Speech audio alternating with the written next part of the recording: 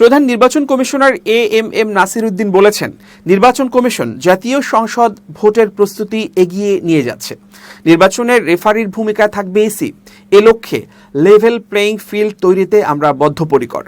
রোববার সকাল 10:30টায় আগারগাঁওয়ের নির্বাচন ভবনের সম্মেলন কক্ষে ঈদ পরবর্তী কর্মকর্তাদের সঙ্গে মতবিনিময় অনুষ্ঠানে একথা বলেন সিইসি। এ সময় 4 নির্বাচন কমিশনার, ইসি সচিব সহ কর্মকর্তারা উপস্থিত ছিলেন।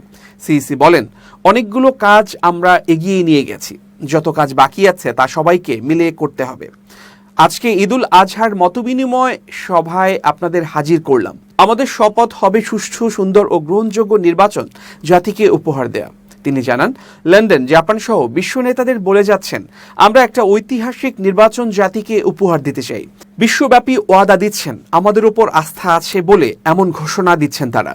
কর্মকর্তাদের উদ্দেশ্যে সিইসি নাসির বলেন, রমজানের সময়ও ওয়াদা করেছেন সুন্দরভাবে কাজ করবেন। আজকেও পুনর্ব্যক্ত করব, দয়া করে আজকের শপথ হবে নিরপেক্ষভাবে কাজ করার, কোনো দলের জন্য লেজুর বৃত্তি না করার, আইন অনুযায়ী কাজ করার ও ন্যায় সঙ্গতভাবে কাজ করার। অতীত ইসির নানান কাজের সমালোচনা হলেও বর্তমান ইসি ভালোভাবে কাজ করার প্রত্যয় ব্যক্ত করেন। তিনি আরও বলেন, আমরা রেফারির ভূমিকায়, আমরা রেফারির মতো কাজ করব।